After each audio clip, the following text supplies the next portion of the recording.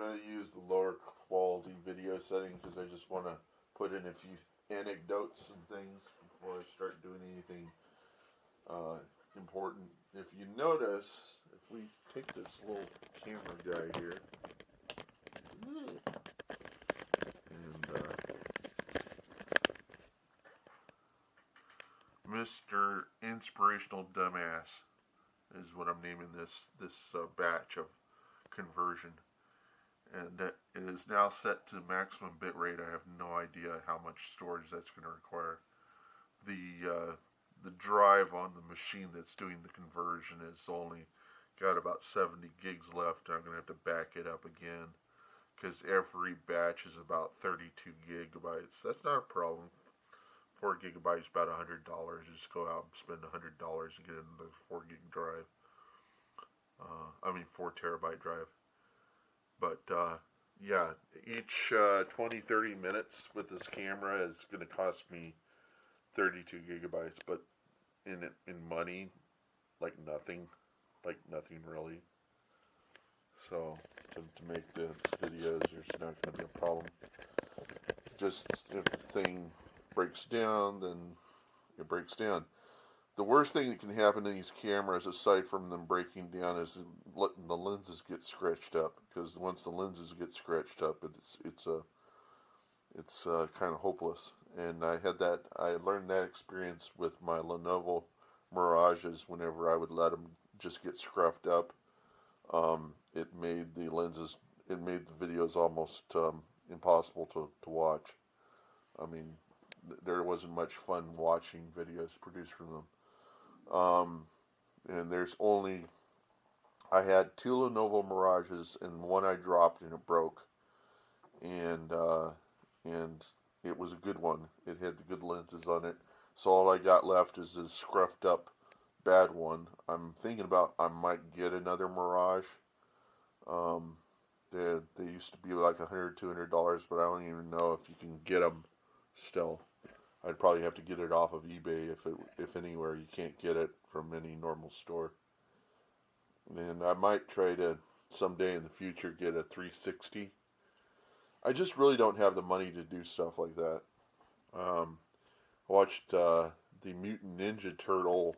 I have this tendency to go on Netflix and just watch whatever documentary is in front of me. And now I'm starting to watch Netflix type series, like the video game series where they were talking about the guy who came up with Space Invaders, and now I watch the people who came up with Mutant Ninja Turtles. Just keep in mind that when the Mutant Ninja Turtles hit the market, I was 20 years old, and I didn't read comic books. Whenever I created a character for Planetside 2, the name of the character was called Batman Abroad, and people would chide me and say, "Oh, you're not the real Batman," and I was trying to tell them I wasn't a fan of Batman. It was just that I created something that looked like a Batman symbol in a program on an iPad called Frax, a fractal. So I just married Batman and Mandelbrot together. Benoit Mandelbrot, the guy who came up with the Mandelbrot set, and kind of the father of fractals. And so I just married the two. So if I was to be a fan of anybody, it would be more Benoit Mandelbrot than it would be a Batman.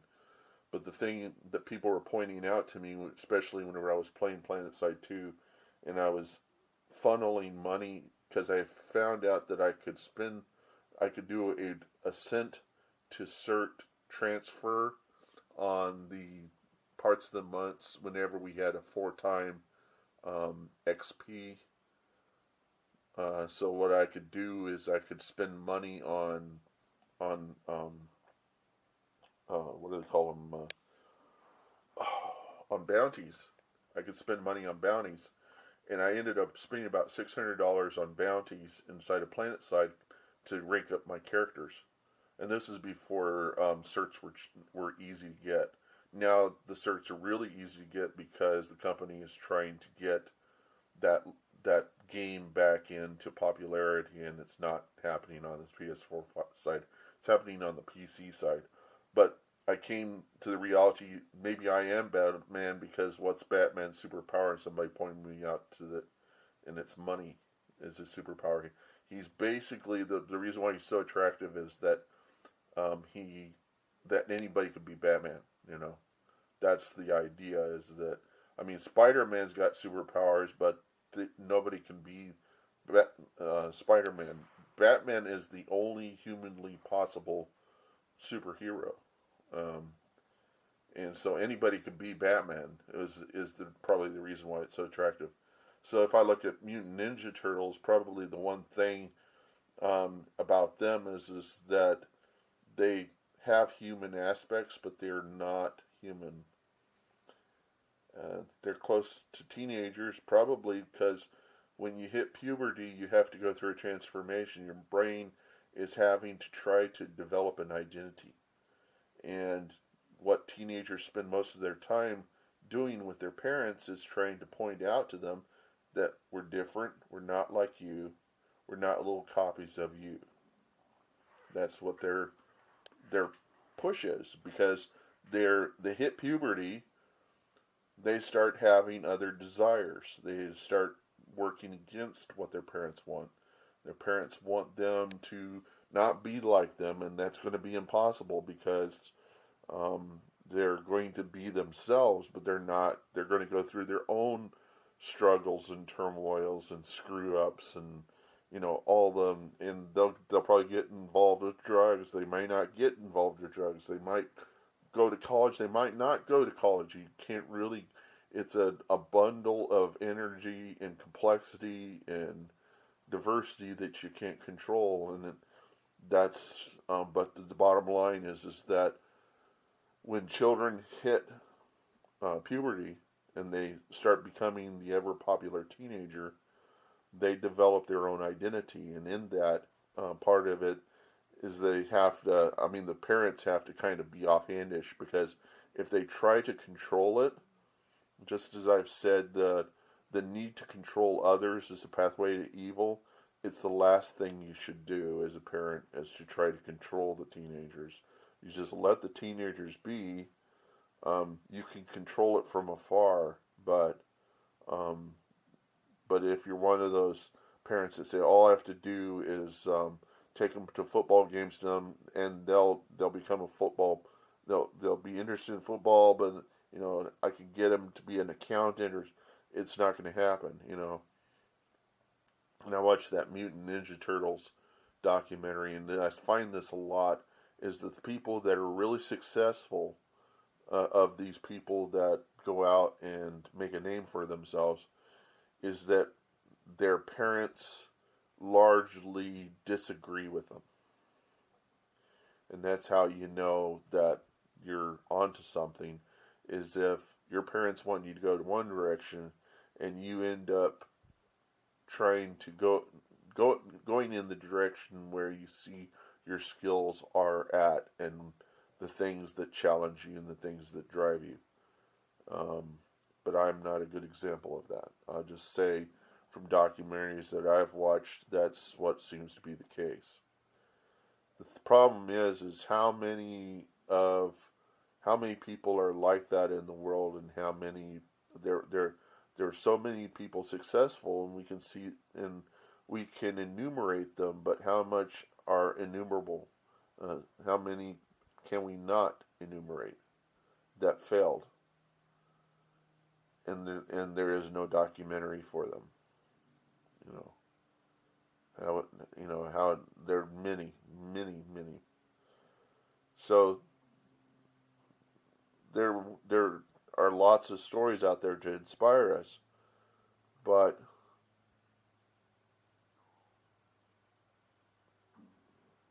the chances of actually being successful are very, unlikely. And being known and successful is very unlikely. Would you even want it in the first place? And even of the guys who did the Mutant Ninja Turtles, they don't really have much say in the mutations that the turtles have taken on since. They're just kind of the ones that created the Mutant Ninja Turtles. One of them doesn't even share in the royalties of when they were originally sold to Nickelodeon and all that. Um, and really, the concern is now with the people that do maintain it, is how they're going to be able to maintain it. Um, and behind all these companies is people that work there and make their living off of working in those industries. And the thing to think about is that what value you provide the world if you're somebody, if you're the guys that created the Mutant Ninja Turtles, is that you created an industry, and something to distract the kids with while they think about what they're going to be when they grow up. And the parents are kind of like, you don't really want to be thinking about that at this point. You want to be learning, and you want to have something fun to do. And playing around with some dolls is perfectly fine. I'm a Minecrafter myself. And the problem with Minecraft is that you can't really make a whole lot of money. You can make money off of dolls shaped like Minecraft figures, but the real value and power in Minecraft lies in the fact that the game is so easy to make, and it offers so much capacity and so much. There's just so many places you can go with it. It's such a, and it's in a source of inspiration. Something I point out over and over again to the parents is that the reason why your children love Minecraft is because in reality they're told what to do, not unlike how you're told what to do in your job, in your workplace. And where do you like to spend most of your time? At the bar, at the baseball stadium. But now with COVID, you can't do that. But then the children are going to spend time with you. How are you going to spend that time? Are you going to spend that time introducing them to stuff that you like against their will? Because that's rape.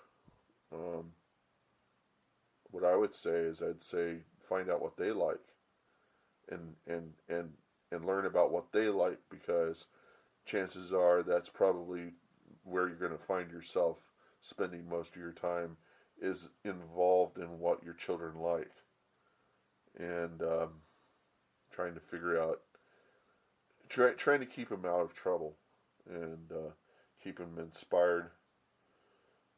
And I think the thing is that not try to shoot so high that if they failed, they might do drugs. Because really what drives people to do drugs, what drives children to do drugs is the need of escape, or the need to experience something different. What drives older people to do drugs is failure, depression. You'll turn to drugs as a holiday that you can't take because you don't have the money. That's what drives people to do drugs. People who take something for an ailment they have, some painkiller, and then they end up abusing it because they find that their life is happier whenever they're on a painkiller. My addictions are not substance; it's just basically sex is my addiction. And the internet's got plenty of porn out there for me to look at. And I could spend all day doing that stuff and not get anything done. And this is an easier out for me, is to hold this camera here and take a video and talk to you. Even though I'm probably not going to have any interaction with you, you get the benefit of hearing things that are going through my head. And I've found that people sometimes do like hearing me talk about stuff. Some people just don't want to hear you, don't want to see you talk. And I'm talking into the camera. I'm not really seeing what I look like. So, talking face to face. What people really want to see of me is me singing. Because, how much do I think I'm actually inspiring them? It's all in my mind that I'm inspiring you. Is probably not the case at all. I think the things that people tend to like looking at my content is insights, like cheap, simple insights, like the fact that the little grappling machines are little um, one-armed bandits for kids. It's true, you know. They use a random number generator, a conditional check, an if condition, with an inequality that's less than, greater than, and all they have to do is determine what kind of odds they want of winning to losing, and the children are going to put money into the machines, and when the children think they're going to get the toy they want, their brain's going to release a little dopamine in their head that they might possibly win it. And if they don't get it, they'll try again, and they'll keep doing it until they get the toy. Then they'll be so happy they got the toy that they will not be aware of the fact that they spend way more money than they did getting that toy than they would have if they could just go and buy it in the store. And that's the reality of gambling is you spend more money um, to make a big win, and you lose sight of all the money you're throwing into it. And I bagged with a guy named John at the grocery store I used to work at, and that's what he did with all the money, all the tips that people gave him. And it was the reason why he did this is because his parents wouldn't give him money to gamble with. So he would get tips on the lot, and that money didn't go into a 401k. That money went into those machines that give you the scratch off little wax things that I don't even understand myself. And you scrape off and you try to get some matching things you think you're going to win because it's a card and you could have the winning card. And then you can not really figure out the reason why you keep playing it when then you lose. It's because all those times that you won are in the back of your head and you're just thinking, maybe I'll win this one. And when you're about to get to that point, there's science behind it, research, that you get a dopamine release in the brain. And it's really dopamine that's supposed to be there to reward you whenever you've made a successful discovery. It's the reason why people in research end up inside of the research institutions working long hours and telling their wives, I was at work. And their wives are thinking, you were not at home, you were at work, were you with another woman? It was possible that they were at the institution researching, taking focus drugs, all to get that dopamine release that they might actually succeed in making something. See? So that's what drives people to do drugs, and the dopamine is the dope. That's where the dope is. It's in your head. It's what your body produces in order to satisfy you. And you can take the easy way out and masturbate and get off on that and not produce anything. The funny thing is that somehow, even after that, I don't understand it, but I think masturbation actually drives you to be productive in a different method. With me, it makes me more talkative. So I talk a lot. And people tell me to shut up, and I say, well, I'm going to talk. And they'll say, well, you're talking to yourself. And I say, well, I'm fine with talking to myself.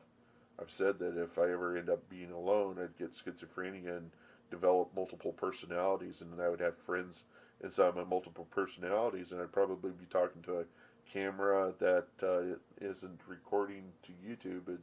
It'd be recording to a fictional world inside of my head, but I would be perfectly fine with that just as long as I'm satisfied and I'm not so depressed. So, and I think to some degree, these talks that I give, they may go somewhere. The thing is after you've lost a lot, it's fairly easy for you to write off anything as a loss and then just keep making it. And it would be better, in my mind, not to ever be successful doing this, because then I can't lose.